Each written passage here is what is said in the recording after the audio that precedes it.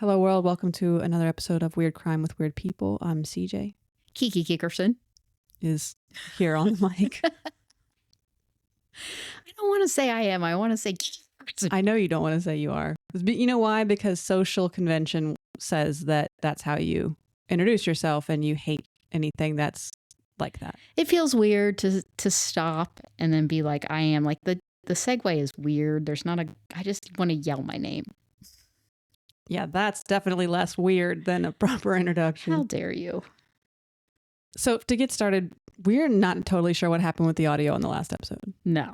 But only God knows. We have checked and rechecked and got Kiki an arm so she stops moving around so much with her microphone. Right. Yeah. I'm still going to be moving, but it's not going to be with my mic. But the microphone's going to be standing still. So It should be better this time. Hopefully. Today we're going to be covering Typhoid Mary. Oh, I know nothing except for she carried a disease. She did. I'm very excited about this. I had a lot of fun doing the research. So I mean, I'm excited because I've heard her name my whole life and have never taken the initiative to find out what it was about. Well, I would say I'm a big history buff, especially anything from the first 50 years of the 1900s. Okay. Well, So- I don't hate that. I don't love it. I mean, I I was don't going know to say you don't like period pieces. that much. I mean, the 20s were cute. But, I like mid-century a lot. So. Yeah. You're kind of the late, like the maybe 60s and 70s. Yeah. And I'm more 1900 through the end of 1950. That's really my interest, which this falls in. Sure. So I'm double pumped. Okay. A little bit of true crime, a little bit of history. So I'm super excited. All right. As you can guess from her moniker, Typhoid Mary carried the typhoid disease. Sure. I don't even know what that is. The typhoid disease was a major problem in the late 1800s and early 1900s. Are we in the U.S.? We are in the U.S. Okay. Yeah. All right. Yeah. It was caused by a salmonella bacteria. Oh, really? Mm-hmm. Oh. Called typhoid bacilli. I had no idea. Yep. It grows in the intestinal tract and it makes you super, super sick. Or it did at this time, I should say. Well, I mean, salmonella does now. So Yeah. I would suspect any derivative of it would be it not was good. Yeah, it was pretty bad. It caused a massive fever of 104 to 105. Damn. That would stick around for weeks. Ooh, that'll Caused, kill you dead. it did kill people dead. Yeah. It caused headaches, diarrhea, delirium. You could get rashes like on your torso. You could get bad cramping in your body and the body tenderness. Maybe that's what I have right now. You have typhoid right now? I think maybe I do. Okay. Yeah. I think you have ringworm. Ah! How dare you tell the people that? You would rather have typhoid than have ringworm. Yeah. Because we got the ringworm innocently, most likely, from some animal that licked you. No, it didn't lick me. It just carries it on its body. Okay. I mean, I know there's some confusion because the water buffalo did lick me and rub against me. Yeah, your most famous ringworm story is from a water buffalo It is, in licking fact. you. So Well, the licking was super gross because it was really slobbery. So I stick with that. But that's not where you actually get the ringworm, I don't think. I think it's just from its sperm. I'm going to say we've had a lot of tests done on whatever's going on with your GI issues right now, and none of them are typhoid. So I think you... Has anyone tested for that? No. So, I mean, I'm saying it's still a possibility. Okay, so we do have typhoid in this house. Typhoid Kiki. Yeah, typhoid Kiki. So you would get rashes on the torso and you would have bad cramping in your body and tenderness, like COVID. Ugh. You remember that kind of when you got COVID and Yeah. like your whole body hurt? It was like that. The flu. It's like the flu. Yes, like a very severe flu. Yeah, I'm not interested. It would last for weeks. And in the early 1900s, 1 in 10 people who got it would die from it. God, only one? Yeah. Wow, that's better than I thought it would be. Yeah. It just, it was very, very contagious. Mhm. So only 1 in 10 would die from it. But it would, if you got it, you could really make a lot of people sick, which we will see Yeah. coming up. Can I ask now how you spread it or? You can. Oh, that's exciting. It's spread via contact with feces. Ah. So the thing about typhoid was no matter if you washed your hands after you went to the bathroom, it would still live through that. It had to be really, really vigorous scrubbing in really hot water Sure. to kill it. Yeah. I mean, So- that's really like how all of that stuff is. Like, If it's on your salmonella or whatever, you got to cook it out. Yeah, like, you got to cook it out. That's right. It's not cleanable per se. It was spread primarily through contaminated food and drink. Okay. It was seen most often in cities that would use unfiltered lake or river water in their water systems. Oh, boy. And it was a major undertaking, an expensive undertaking to upgrade these systems to be filtered. It was frequently passed by cooks because even though they would cook their food, obviously, there were foods like desserts and things that were served not cooked. So it would go from their hands onto the food and then be served to the people that they cooked for. Oh, my God. Well, that's gross. It makes me not want to eat out. Yeah, well, that would be good for us financially. So yeah, typhoid definitely still something you should be afraid of. The thing about typhoid is that the public perception of typhoid and other diseases like it at this time was really negative. It was viewed as the disease of the slums. Yeah, I'm feeling like there ain't a ton of people with clean filtered water anywhere. There is not, but in these super urban areas that are also poor and typically heavily filled with immigrants, it was quite a bit worse. Oh, yeah. They all live on top of each other. It's a whole thing. Yeah, they all live on top of each other. They are often not connected to the city's water and sewer systems. Who's connected? Just whoever can pay for it? Yeah, okay. That's right. So it's like rando. Right. It's where you have the money to get connected, you're connected. If you're if you're in a pocket of the city that's really poor and run down, not only are you not connected, so you have contaminated water, but you also don't have what we think of now as like we have trash service, right? So back then they didn't have that. Yeah. So not only did you have contaminated water, but you also had streets full of trash and rats and human waste and animal waste, because we're using horses to get around right now. They're pooping all day and nobody's cleaning it up. And rats. And at times, even dead animals like dead rats, dead horses in the street. So these lower income pockets in these cities with all of these factors that would accelerate the spread of the disease were viewed as the cause of the disease. Sure, absolutely. There was also the belief at this time that diseases were spread by things called miasmas, which were like foul odor vapor pockets that would come up in the city. And these were also heavily associated with the areas of filth. At this time in the early 1900s, they were seeing about 4,000 new cases per year of typhoid. In any kind of particular area? This is all going to be happening in New York City. Okay, that's what I figured. Yeah. All right. What they found confusing was that even after large-scale sanitation upgrades to make filtered water systems and the establishment of a Department of Sanitation and trash removal services, they were still seeing really high numbers of typhoid. Yeah. And they didn't really understand why, because to their mind, they're addressing the cause of it. In the early 1900s, a German scientist named Robert Koch discovered the concept of a healthy carrier. Okay. So this is someone who carried the typhoid bacilli bacteria, but was completely asymptomatic. Sure, yeah. So we have that for other diseases too. Yes, it's a super well-known thing now. Yeah. But this is when it was discovered. Okay. So they may have had what they interpreted as a cold or something, or they may have been completely asymptomatic the entire time, never aware that at some point they contracted typhoid. Yeah. But they did, and they could pass it on to others. Okay. In August of 1906, in Oyster Bay, which is in Long Island, a man named Charles Warren, no association with the Jack the Ripper case, rented a house for his family for the summer vacation. Okay. All right. Cool. I like it.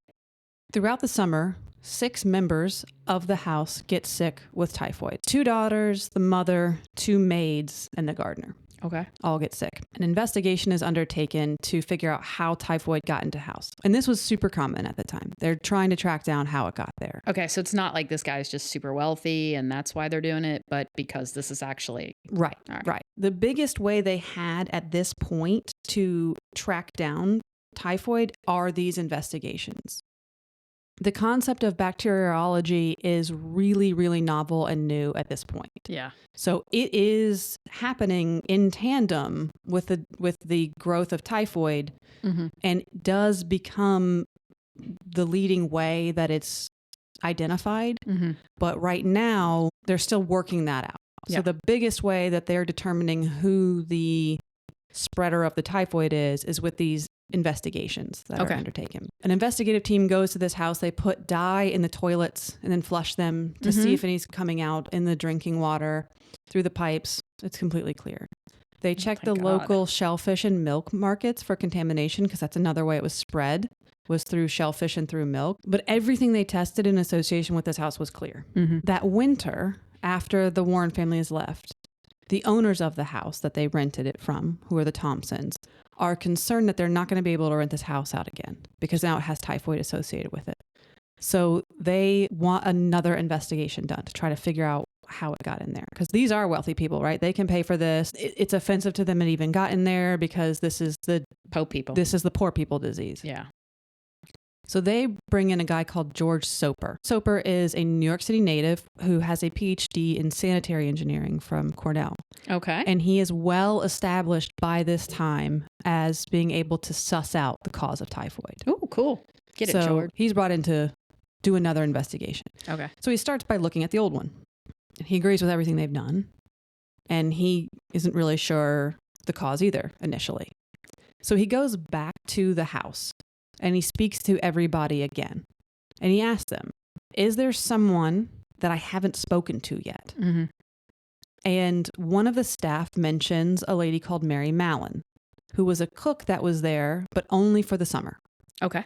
So she's not there anymore. She'd left in August, 3 weeks before the typhoid had hit the house. The incubation for typhoid is 3 weeks. That's what I was just going to ask. At first, he was like, well, she was a cook. She was cooking all of the food. It should have cooked out. And the staff tells her that one of the desserts that she liked to make the most was fresh peaches with ice cream. Yum. So she's holding the peaches, cutting them, and then putting them on the plate. It's like typhoid bacilli's dream. Yeah. Okay. Like, we can spread so well this way. Yeah. George is like, that's it. That's my cause. Yeah. He talks to a place called Mrs. Stricker's Employment Agency, because that's who Mary was hired to this family through. Okay. Through that agency, he's able to get her other employers. And he goes to all of these previous employers and talks to them and discovers that in the intervening decade, she had worked for 8 families, and 6 of them had typhoid develop in their family while she was in their service. Suspicious. So in the summers of 1900 to 1903, Mary cooked for the same family for that entire time with no incidences. Okay. There was only one individual during that whole time who contracted typhoid, and he actually had come from a place that had a typhoid outbreak before he got there. Okay, so likely he got it from there. So likely she was not the cause. She would move between households. Like, she'd be in this household for the summer and then this household for the winter. So in the summers of 1900 to 1903, in this one family, no incidences. But in the winters of 1901 and 1902, there was an 11-month period where she did cook for the same family. And within that family, a laundress contracted typhoid. Okay. And then in the summer of 1902, she cooked for the J. Coleman Drayton family. And 9 people in that residence while she was there contracted typhoid. Okay. The only 2 who did not were Mary and J. Coleman Drayton. She actually stayed on and helped care for the sick individuals and was given a $50 bonus by J. Coleman Drayton for her service in caring for them. So it sounds like likely she got it from like the laundress and now she's just carrying it everywhere. I think it's hard to say. Possibly. Yeah. But it's never actually known when or how she contracted it. Yeah. It just seems like all of a sudden there's a big outbreak in this next place. Prior to that, there wasn't. So it just feels like that for sure. Yeah. You can point to sometime in 1900 to 1901, she contracted it. Yeah. There was an investigation done into the J. Coleman Drayton household typhoid outbreak. And that investigation ended up identifying one of the footmen as patient 0. Oh, okay. Who knows? Correct or not, Yeah. it's hard to say. At that time, it made sense. Given all of the information Soper discovers, it was probably Mary. Mm-hmm. In 1904, Mary worked for a family in Sands Point. And in this household, there was a servant's quarters and then the household. And 4 of the servants in the servants' quarters got typhoid. Okay. Is she live in the servant? And she's living with them, yeah. Right, Yeah, okay. yeah. And the cooks also cook for the servants as well. Sure. Yeah, absolutely. That investigation narrowed down a laundress as the first person to get typhoid, so they identified her as the cause in that one. Interesting. That Cool. sounds like flawed logic. I mean, I would say if she got it first, she got it from somewhere else. So she's just the first one to bring it in the house. That's what they're thinking. Okay. All right. Mary goes from this family to the Charles Warren house. There was the initial investigation done in the Charles Warren house, and that's actually done after she's already left anyway. Mm-hmm. So she leaves that house and goes to a place called the Kessler house. The laundress in that house ends up contracting typhoid. And she's also working at a place called the Walter Bowen house. Mm-hmm. So these are all people. Yeah. I'm interested that it's always a laundress. There's a really good book on this case called Typhoid Mary, Captive to the Public's Health by Judith Leavitt. Mm-hmm.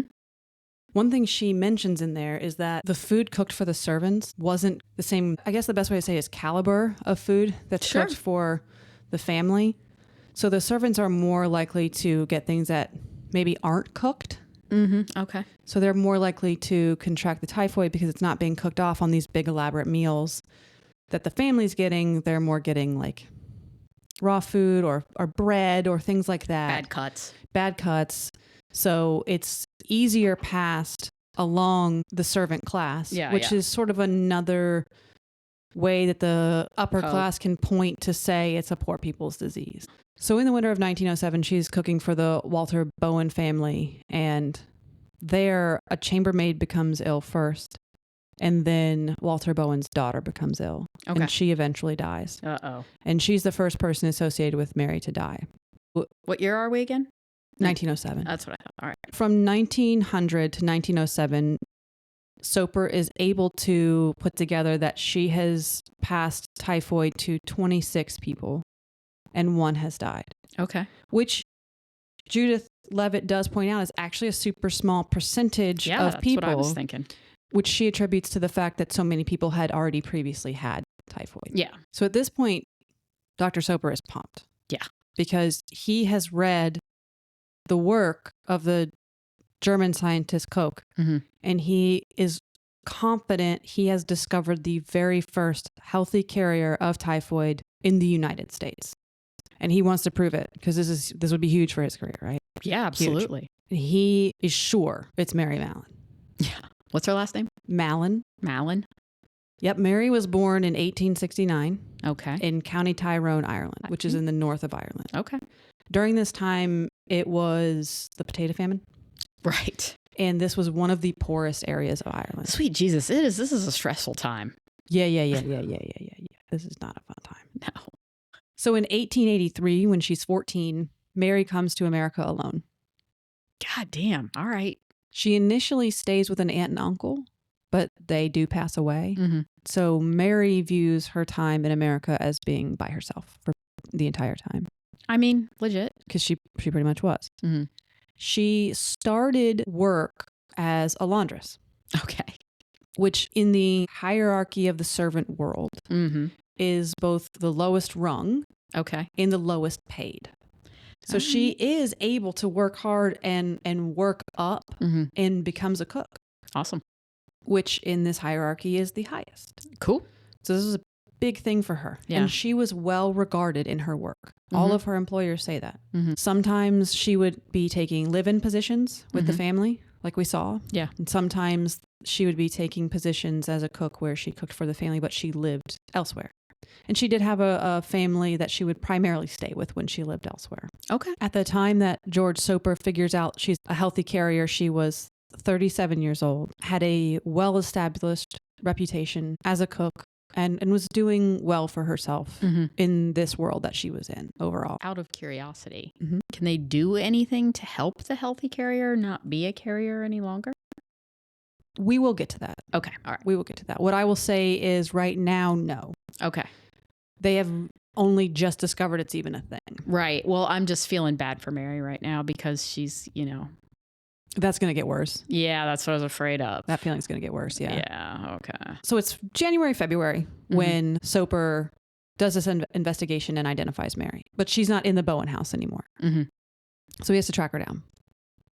It takes about a month, but in March of 1907, he finds Mary working at the Kessler house. Okay. So he goes to the Kessler house while she's there working to ask her for samples that he can test. So he wants blood, urine, and feces samples. From her? From her. Is he doing this from everyone, just out of curiosity? No, this is specifically for her so he can prove she's a healthy carrier. Okay. All right. Mary is deeply offended by the accusation that she has typhoid. She is pissed. Yeah. Well, it's going to ruin her career. She makes it very clear to him, I have never been sick. I wash my hands. I do not have typhoid. I am not giving typhoid to anybody. And she literally chases him out of the house with a meat fork. Cool. Yeah. Get it, Mary. I actually really like Mary. Yeah. I like George too. Yeah. He's out here doing his research and that's pretty awesome. Yeah. But yeah, Mary's pretty great. Yeah. And there's no reason for Mary at this point to give any credence to what he's saying because at this point, the health department has never implicated non-sick people in the spread of typhoid. And that's what Mary knows. She has no concept of a healthy carrier.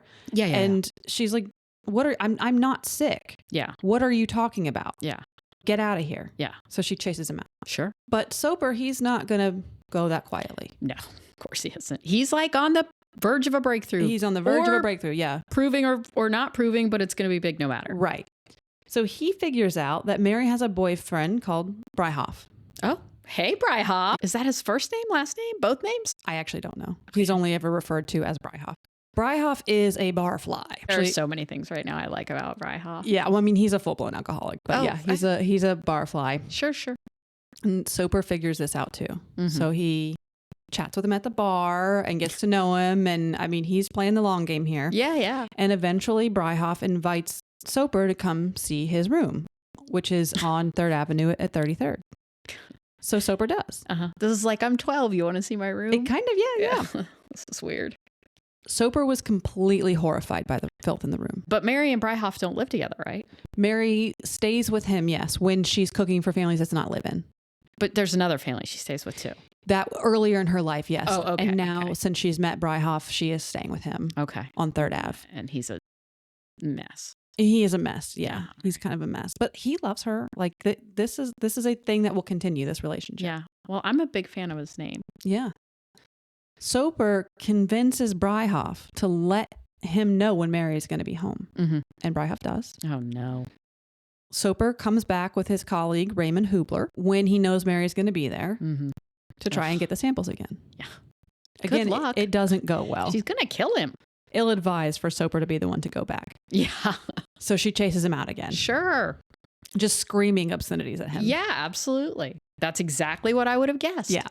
So Soper's like, okay, I don't have the legal authority to make Mary give me samples. Right. But I know how to get it. Uh-oh. So he goes to the New York City Health Commissioner, who's a guy called Herman Biggs. All right. They have the ability to compel samples. I'm interested, though, because since there's not a healthy carrier thing that exists right now, like, why would they?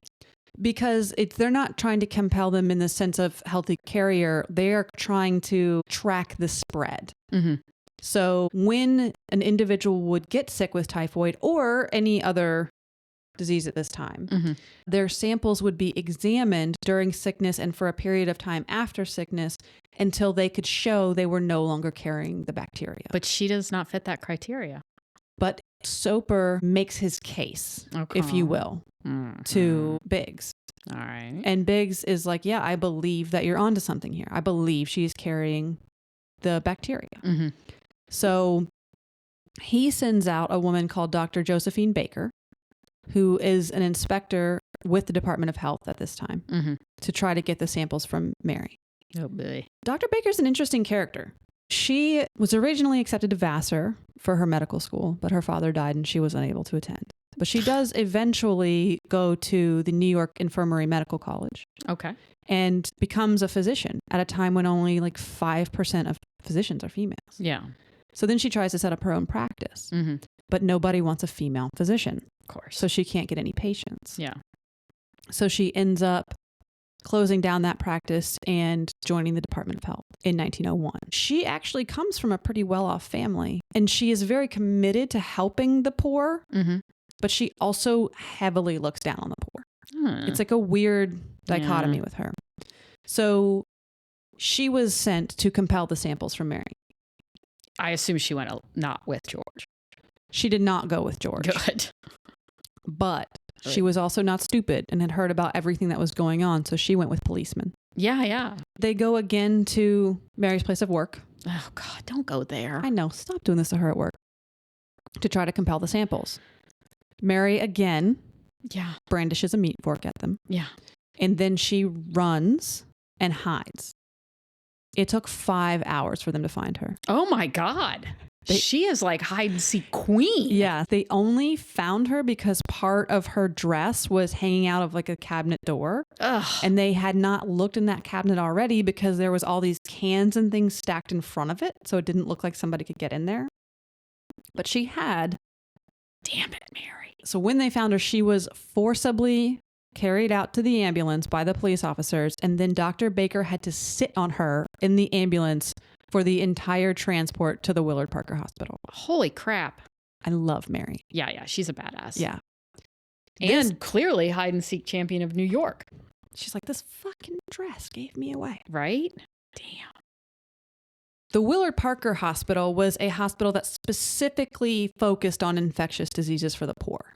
Okay. So this was another offensive blow to Mary. Sure. Yeah. I'm not sick.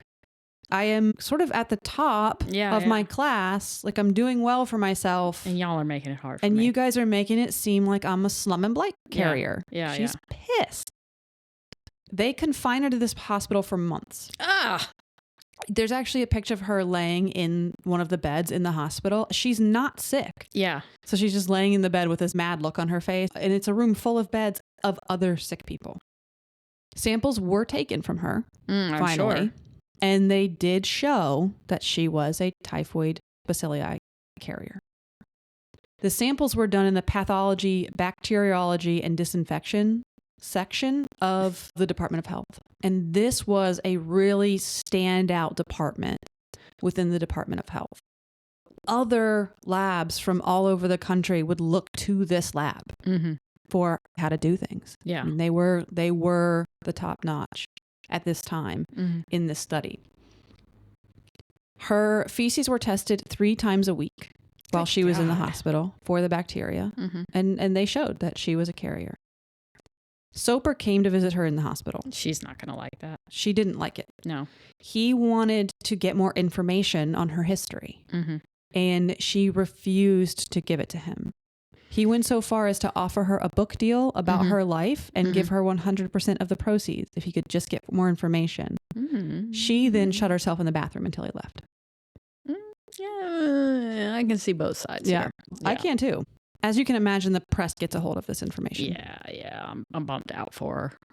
They do a big article about it, but they at least use a fake name. The Department of Health did not give her a real name. Yay. I think they gave the name Mary, but they gave a different last name. Sure, but there's lots of Marys. Right. Wouldn't you hate it if you were the Mary with the last name they gave that's not real? Yes, that would suck. Yeah. That would suck. I never even thought about that. That Yes, that would be a huge fucking bummer. I hope they not me. Yeah. I hope they used a name that was like Doe. Mary Doe. Right, something like that. Yeah. So the health department is like, what are we going to do here? Because this is completely new to them. If you get it, is there treatment at all? Not at this point. Okay, that's what I figured. All right. They're like, we can't really let her go back out into the world. Now, again, this is their thinking at this time. Yeah. We can't really let her go back out because she's absolutely a carrier and she is making people sick. We can trace where she's making people sick. But she's not sick. They're not really sure what to do. What they end up deciding to do is to quarantine her in a hospital on North Brother Island, which is located in the East River. Okay. So she is given her own little like one-room cottage on the island because this is a hospital for people who are actively ill. Yeah. And she is not. No. Most of the time, it's kind of known when you go to North Brother Island, you may or may not come back off North Brother Island. You may die from whatever disease it is that you have. Sweet Lord. So Mary is, again, not happy. No. If I get my own little one-room cottage, is it away from other people? Yes. Oh, okay. Well, that might not be bad. For you and I, like, I'm probably fine with this. Yeah, but she was completely isolated. Like, people still couldn't visit her. She was by herself. Yeah. Completely by herself. I mean, I would want you with me, but other than that, yeah, I'm pretty good with it. I know. I actually had that thought when I was reading the book. I was like, this sounds so peaceful. I know. I was like, as long as Keisha's with me, like, I'm cool. This sounds so peaceful right now. Mary stays quarantined in North Brother Island for the next 2 years. Holy crap. 2 years? Before a doctor named Milton Rossino, who is the National Hygienic Laboratory Director in Washington, comes out and is like, I don't think this is necessary. Great, thanks. Right. So he and other public health professionals argue that she just needs to be retrained to a different profession rather than quarantined. But the Department of Health in New York doubles down. Yeah, of course they do. And they try to perform experiments on Mary to cure her typhoid. No. So you're asking, like, is there treatment for it? Yeah. That's what they're trying to figure out using Mary. Yeah, no. So they give her different pills and things that don't work. They believe at this time that the typhoid lives in the gallbladder. Sure. So they try to do surgery on her to remove her gallbladder. And she's like, no. Yeah, man. Damn, this is crazy. Yes, she will not let them do that. Good for her. Yeah. So she keeps fighting to get off the island. And eventually she gets legal help from a guy named George O'Neill, who files a suit to the New York Supreme Court to try to get her off the island because she's not sick. And they put her there and incarcerated her there without ever having any due process. Yeah. While all of this is going on, Mary has enlisted Bryhoff. Get it, Bry. To take samples to an independent laboratory to basically prove she's not a carrier. Yeah. Weirdly enough, 10 specimens were tested over 8 months and all of them were negative. Oh. Now, that being said, what it is discovered is that healthy carriers actually do have negative results sometimes. They're thinking that all of her samples were negative when Bryhoff was taking them because they weren't fresh. Sure. Yeah, that makes sense. Even in the testing at the New York lab, they were negative sometimes. But we're talking about, I think it was an eighth of the time. So while George O'Neill is preparing to go to court, William Randolph Hearst of the New York American publishes a big article on Mary's experience. And he does actually use her real name. And he uses the moniker Typhoid Mary, which was given to her by the Department of Health. Of course. Not the press. Yeah. It is thought that he was also the one funding her legal case. All right. In this article, a doctor called William Park, who's actually the head of the bacteria lab in New York City, said that they've identified at least 50 more healthy carriers of typhoid, and none of them have been incarcerated. Yeah. So in July of 1909, which is 2 years after she arrives at the island, they do go to the Supreme Court to argue their case in front of Judges Mitchell Erlander and Leonard Gingrich. The court is sympathetic to Mary, but does end up deciding to side with the Department of Health, citing a Supreme Court decision in 1905 called Jacobson versus Massachusetts, which upheld the state's ability to enforce compulsory vaccine laws to protect the public. So she's sent back to North Brother Island. But public health officials are still mad. They're still like, she doesn't need to be in this situation. Yeah. She just needs to be retrained. The next year in 1910, a fellow called Ernst Letterly was hired as the new commissioner of health. And he was not okay with Mary being on North Brother Island. Good for Ernst. So he allows her to leave the island as long as she agrees to regular check-ins and agrees not to cook again. And he finds her a job as a laundress. Ugh, she's not going to the bottom of the barrel, you jags. I know. Initially, she complies. Yeah, to get out. Soon after she's relieved, Bryhoff dies. Ugh. Huge bummer. Cirrhosis, I suspect. Probably so. Yeah, bummer, Bri. But she does keep her check-ins for the next 3 years. Mm-hmm. But sometime in 1914, they realize they've lost track of her. Yeah. I would have bolted way before then. Me too, girl. Yeah. Like you going from a cook doing all right for yourself to... Yeah, I would be pissed. I would become someone else and disappear. That's exactly what she did. Good for her. In January and February of 1915.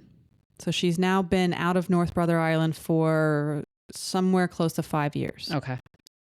There is a breakout of typhoid at the Sloan Maternity Hospital. Mm-hmm. There are 25 cases.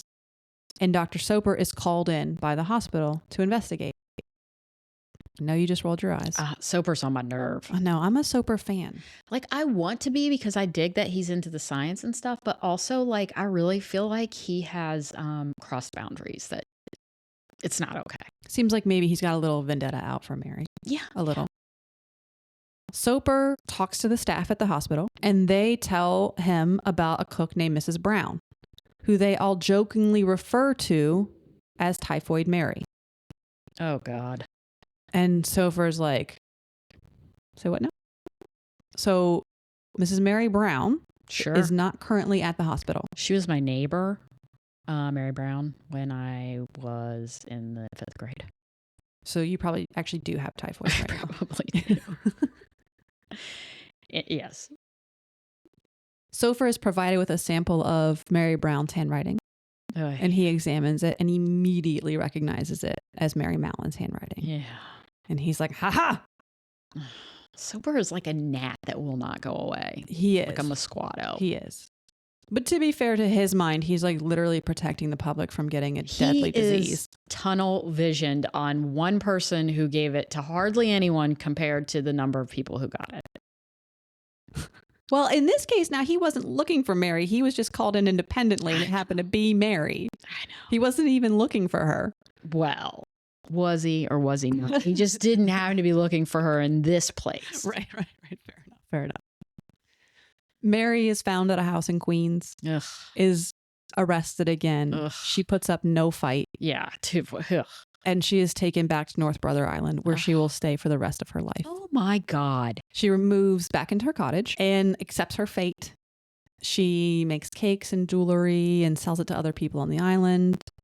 Eventually, she actually makes friends with some of the doctors and the nurses, and she gets a job in the laboratory. First as a technician and then as an assistant to Dr. Alexandra Plavska. I just feel like in this day and age, there's like constantly contamination in labs. And I'm just saying, you got a healthy carrier all up in your lab. It's not the place I would pick for her. The lab? As a carrier of a disease. I think it's fair to say, if you don't think that she is okay to be out in the world, she probably isn't okay to work in the hospital laboratory. Okay, yeah, that's all I was trying to say. I think that's fair. Okay. Over time, the department actually does allow Mary to start taking the ferry back and forth to New York City just to visit friends, which include Dr. Plavska and her daughter. Not Soper? No, I don't think she visited Soper. In 1915, the year she's actually taken back to North Brother Island, a program is started to track food handlers specifically as a way to identify healthy carriers. And in 1923, it was made mandatory that food handlers had to have an annual examination. It ended up being a really ineffective method for tracking the carriers. And in 1934, it was discontinued. Yeah. The Department of Health does continue to advance its handling of healthy carriers while Mary is on North Brother Island. What they do is they either, if they were cooks, retrain them. As all the other people had argued. Right, all along. Or pay them to stop working. Yeah. I feel like she kind of enjoyed her trade, and I don't know if she would have stopped that. But that was part of the problem. Like, how is this is her livelihood. Yeah, they didn't even give her another option. Yeah. There is no other healthy carrier in history, at least of the United States, that was punished the way Mary did. And there were plenty who infected more people than Mary ever did. Oh, yeah, I'm sure. I really feel like she was, I can't think of persecuted. Yeah. Yeah. Yeah. There was a German immigrant named Friedrich Mosher who was confined to North Brother Island from 1915 to 1944. Oh, crap. But when he was released, which Mary was not, he was given a job in a hospital in Brooklyn and his rent was paid for by the state. Again, not the job I would pick for him. I know. There was a Belgian immigrant named Alphonse Kotlis who owned a bakery and was a healthy carrier and was identified and was told he couldn't return to his bakery. He violated that ban. His only punishment was a suspended sentence, and the judge quite literally said that he could not be legally imprisoned on account of his health. Okay, yeah. Well, I mean, I hope Mary found some happiness in the solitude and the new lab tech job. The thinking is that she was the first case identified, and she so vehemently fought against it that they sort of punished her for it by keeping her there for the rest of her life when it was obviously unnecessary. Yeah, I just really feel that, Soper did this. Like, it was his support and enthusiasm to continue to hunt her down and to isolate her. Sadly, she became the, what is the phrase I'm looking for here? The scapegoat? Kind of, yeah. When she went back the second time, she never fought to leave again. Well, so why would you? Right. I mean, like, if I'm going to live, I'm not going to have to worry about money. Right. And I can figure out a way to not be lonely. Yeah, she could go to the city. And I got friends on the island. Why not? I mean, for this time frame. Sounds great to me. Sounds good to me too. I don't want to live in the tenements. My guess would be there was some bitterness in her from what got her there. Oh, yeah. But I don't know. There would reach a point where I'd be like, well, I don't know. all of my needs are met and I'm not suffering. Yeah. And it's an easier life, it sounds like. Way easier. Yeah. I mean, it's like I said, assuming the solitude isn't too much for you. Like that sounds like the biggest problem. Yeah. Keeping yourself busy. Yeah. Which she was able to do when she had the job and she was able to do when she went to the city. So as long as you're okay with not having a partner to live with and living by yourself. But she was always alone. So that maybe was not, I mean, I know she was with Bryhoff, but he was busy at the bars. Yes. Who knows how long she even got to be with him because of all this crap. But I literally would have spent my days designing a killdozer to go after George Soper. I'm worried because you've really hung up on the killdozer. I am doing it on purpose, but I am enjoying it. We don't have room for a bulldozer, so I'm not like that worried. Sure, yeah. I mean, I'm afraid to get a full bed truck because there's not enough room to park. We don't have any parking. So. When in fact there is plenty of room to park. Yeah, the truck, yeah, absolutely. Yeah, not the killdozer? Killdozer, no. In 1939, at the age of 69, and after a total of 26 years on the island, Mary dies of a stroke. In her lifetime, she gave 47 people typhoid, 3 of which died. 10 years after her death, they did discover antibiotics that could treat typhoid, and they started being used to also cure healthy carriers. So that is Typhoid Mary, aka Mary Mallon. I would prefer to call her Mary Mallon than Typhoid Mary. Well, that is a super interesting story, and I definitely did not know it.